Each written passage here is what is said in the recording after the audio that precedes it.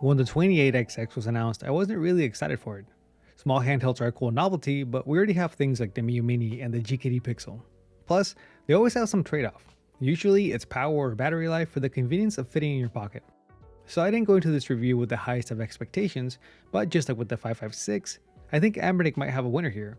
So let's take a look at it and see if the 28XX is a good fit for you. Full disclosure, Anbernic sent this unit in for a review, but they haven't seen this video before it released and no money was exchanged. That being said, the 28XX retails for $43.99 USD on their official store. It runs on Linux and comes in 4 colors: gray, white, transparent black, and orange. It's using the same chip as the other XX devices, so there really shouldn't be any difference in performance. It has a 2.8-inch 640x40 IPS screen, one mono speaker, and a 3100 mAh battery that Anbernic claims 8 hours on, but I've actually found it to be closer to 10, even more depending on the game and the screen brightness. It doesn't have any internal storage, but it does come with a preloaded 64GB SD card and the option to add a second 128GB card. For I/O, it has one headphone jack, 2 microSD card slots, one DC OTG port, and one mini HDMI port. We don't get any real connectivity options other than support for wireless controllers, but that can be really hit or miss. I'll talk about that a little bit more, but for now, let's get into the hardware.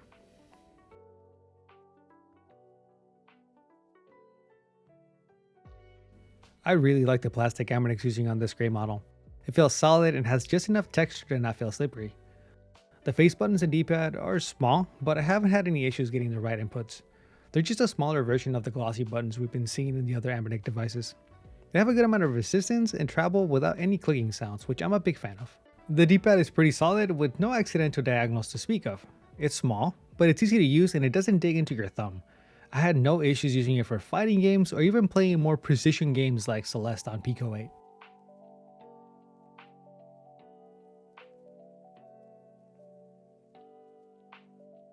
There's really not much you can do to make something this size more comfortable, but putting the shoulder buttons towards the back was a great decision. It just feels more natural to use them because my fingers rest over them naturally. When the buttons are on the top, it feels like you have to claw grip it to get a really good feel on it. It doesn't seem like a big change, but when you're playing games that use a lot of L1 or R1, it does make a difference. Unfortunately, Anbernic continues to use the clicky buttons that I wish they would just stop and move to something that was either rubber membrane based or just quieter in general. The start and select buttons have a softer click to them, and the same goes for the volume rocker. On top, we have our menu button, and finally, on the right, we have our power and reset buttons. Luckily, these buttons on the side are recessed, so there's really no concerns with hitting them on accident. Overall, it's a comfortable little device. I wish the menu button was in a better position so that the hotkeys were easier to use, but even in longer play sessions, I didn't really have any issues with my hands cramping up or just being uncomfortable. The screen looks great. It doesn't have a lot of range in terms of brightness, but it's still perfectly usable even in direct sunlight. At 2.8 inches with a 640x40 resolution, we get a nice sharp image and 4x3 content scales really nice. The issue is that it's a portrait panel in a landscape orientation, so we end up with some rotated UI elements because the system still recognizes it as a portrait display. For most things, it's really not an issue other than some janky UI stuff, but I'm guessing this is why Anbernic removed the standalone emulators for PSP and DS. From what I understand, this won't be an issue with custom firmware, so we should see those systems return, but it's unfortunate that for the stock experience, we're not going to have those. And I don't know if Anbernic's going to be doing an update to address this in the future, but even if they do, the update process for the last couple XX devices has not been handled in the most user-friendly way, so if you do want those systems, I think custom firmware is going to be the way to go. The speaker is nothing to write home about. It's functional, gets decently loud, and doesn't make any weird noises. I'm going to do a quick speaker test for you at max volume, so make sure you adjust your volume accordingly.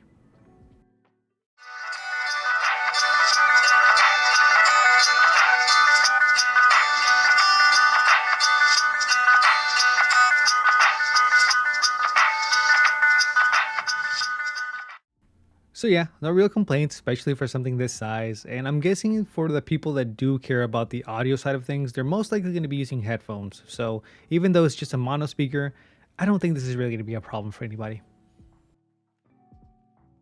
Now that we've covered all of that, let's take a look at some size comparisons so that you can really see how compact this little guy is. First up, we have the Game Boy Micro, the original Game Boy Advanced, Trim UI Smart, Miu Mini, Anbernic 35XX Plus, 35XXH, and finally the PSP.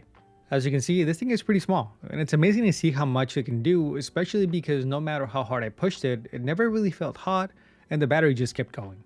I think that pretty much covers the hardware section, so let's take a look at the software and some of the cool features that 28XX has. Anbernic continues to work on the OS for the XX line, and I think for a lot of users the stock experience is going to be fine. It's not perfect, and this device will definitely benefit from custom firmware in the near future, but for something that's just meant for quick pickup and play sessions, it's okay. Navigation is pretty simple. We have 7 options on the main screen: Game Room, RA Game, Favorites, History, Search, App Center, and Settings. The first 2 are where we find all of our games. Game Room is the bare bones pick your system and play your game option with very little features. It's useful if you want to give this to a kid or if you want to play on a TV, but we'll cover that last part more here in a few minutes. RA Game is where you're going to find all of your RetroArch games, and here you're going to have access to everything RetroArch has to offer. One thing that I did find annoying is that Anbernic disabled some of the options like overrides in the RetroArch settings. It's not really a huge deal since you can just go turn them on by going into Settings, RetroArch, User Interface, and Quick Menu Visibility, but for someone that's not familiar with RetroArch, this can be pretty frustrating. Especially because some systems like Game Boy Advance don't have their correct aspect ratios, and if you go in and fix it, you won't be able to save without those overrides being enabled. Another slightly confusing thing is that there's 2 options for apps and both have different things in them. The one in RA Games has some cool stuff like Night Mode that turns on a dark shader to dim the screen when you're playing at night, and Quick Shutdown. That lets you quickly turn off the device and then it boots right back into the game where you left off. This is pretty useful since the device doesn't have an actual sleep mode. I'm pretty sure the screen just turns off because if you leave it in sleep mode overnight, you'll easily lose half your battery from a full charge. Over in the App Center, we have some new additions like a music player in case you want to use it as an MP3 player. It's pretty cool that this was added since you can just turn the screen off and throw it in your pocket, but unfortunately you can't listen to your music while you play games. That would have been really cool. They also added a video player, which is an interesting addition for something with such a tiny screen, but it might be a cool way to rewatch some old shows. I guess you could also plug this into a TV in case you want to rewatch some shows or just take it with you, so it might make sense. The addition of the e-reader though is really weird and I don't see why anybody would want to read a book this way. Finally, there's 2 file managing apps. The one called File Manager gives you access to everything on the SD card, so don't delete anything, or better yet, just don't go in here unless you know what you're doing, because I deleted a file on accident and it was a pain getting it back on there. The other one is called Expert.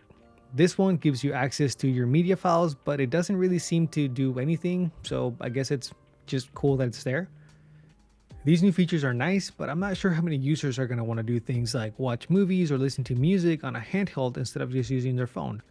I guess there are going to be some people that appreciate it, so it's nice that it's there, but I wish more work would have been done in other areas like the docked experience because that still needs a lot of work.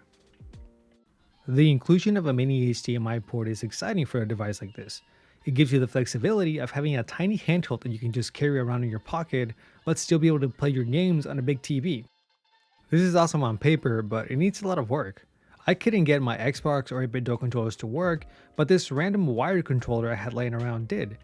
Unfortunately, I still couldn't get it to work with RetroArch, but if you go into the system settings and map it, it'll work with the Game Room emulators. So this feature kind of works, but those emulators just aren't as good and they automatically stretch the image, so I know that's going to bother a lot of people, myself included. I'm also not sure how you would even set it up for multiplayer because there's only one USB-C port and I couldn't get any dongles to work for the extra controllers. So unless you're okay playing with less features, it's just not an ideal experience. So that whole docked experience thing aside, let's talk about the really important stuff. What's it like playing games on the 28XX? If you're familiar with other devices on the XX line, then you kind of already know what to expect as far as performance. But in case you're not, the chip in this little guy is powerful enough to play games up to N64, Dreamcast, and PSP. Just to be clear, this isn't a device I would ever recommend for those systems, and I don't think anyone's seriously looking at it for those games specifically, but having access to some of these titles is pretty nice.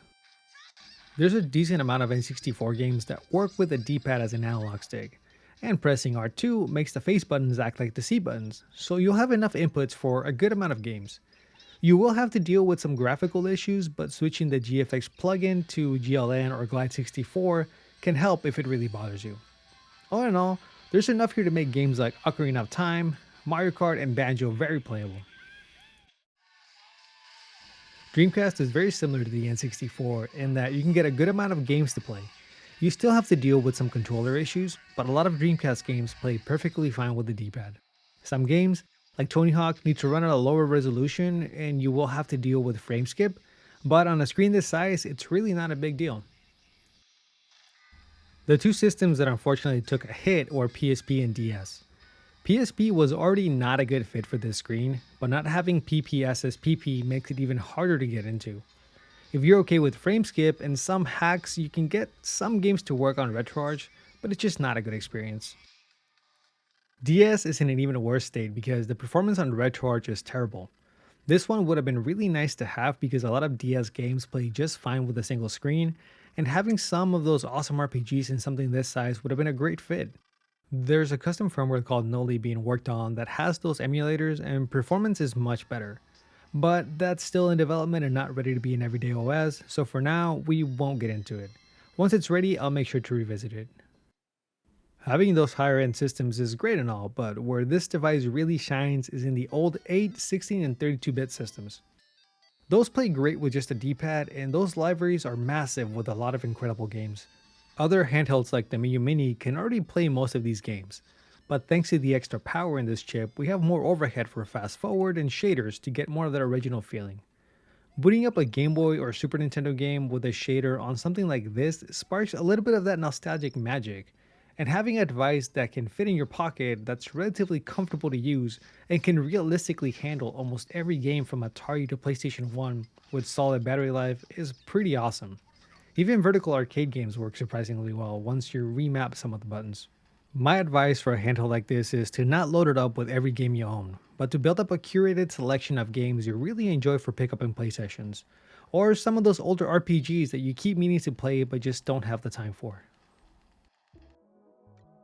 The best handheld is the one you have on you. So while the 28XX might not be my first pick when it comes to my ideal device, I can definitely see the value in it. I am a little disappointed in some of the missing features and issues out of the box, but I'd be lying if I said I haven't enjoyed my time with it. I've actually been reaching for it more often than my Mini Plus or 35XX, but that's not to say it's better than those, and I don't think it'll really replace either of them for me. But for the price, it's a solid option. If you're looking for a small handheld and the vertical layout of some of the more popular options doesn't appeal to you, then the 28XX might be the right fit for you. Well, that's going to wrap it up. If you want to pick one of these up, check out the link in the description. It adds no extra cost to you and it helps support the channel. Thanks for watching the video. I hope you enjoyed it and that it was helpful. If I missed something or you have anything you want to share, please leave a comment. I would love to read your opinion. You can also find me on the Retro Handhelds Discord and every Monday on the Retro Handhelds podcast. See you next time.